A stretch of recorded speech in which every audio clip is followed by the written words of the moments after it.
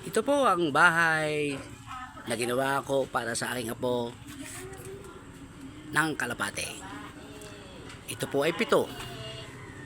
Na nagulat ako nung nakaraang linggo ay biglang dumating ang 6 na kalapate na pinag-ipunan ng aking apo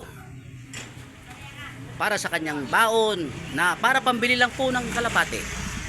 Sa aking awat, maliit po ang kanyang kulungan. Ginawa ko po kung saan saan po ako kumuha ng mga kahoy para lang makagawa ng kulungan ng 7 kalapate. Ngayon po ay 6 na lang po ito na binili niya po doon po kay Eric na anak ni Weng na alwage. Ang nakakalukot lang po ito ay kanina lang pong tanghali. Ang nangyari po ay umiiyak at dumating po ang aking apo. Siya po si Neo Kenzo Himan.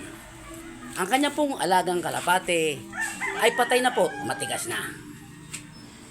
Pinagbintangan po siyang nagnakaw ng kalapate ng aming kapitbahay.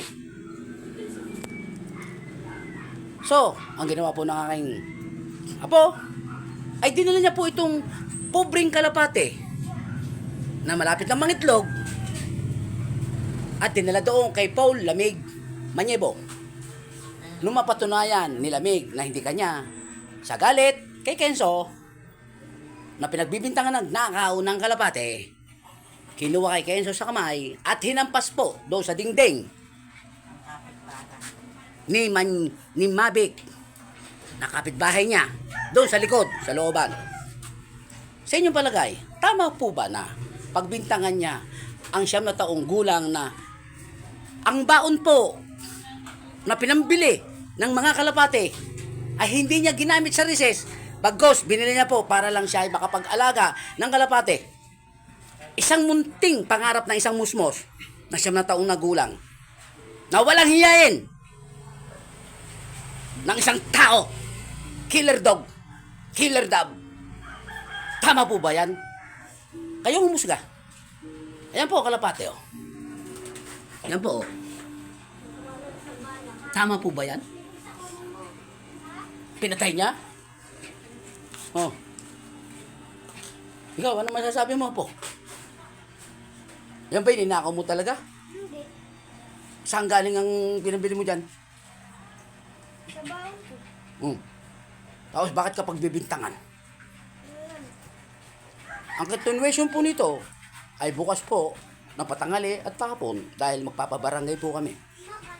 Huwag po natin sirain ang munting pangarap ng mga bata makapag-alaga ng isang kalapate.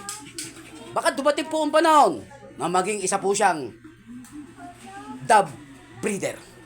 Magagaling na kalapate na pwedeng laban po sa racing. Dahil ang aking kuya ay dating isang batikang mag-alaga ng kalapate ng mga racing. Nung kami nakatira pa sa Nabotas, Rizal, Manila. Maraming salamat po at bukas po ang continuation po nito ay sa harap na po ng barangay. Ang salarin ng kalapate, Paul Lamig Manyebo po. Killer dog, killer dog. Walang pagmamahal sa mga hayop.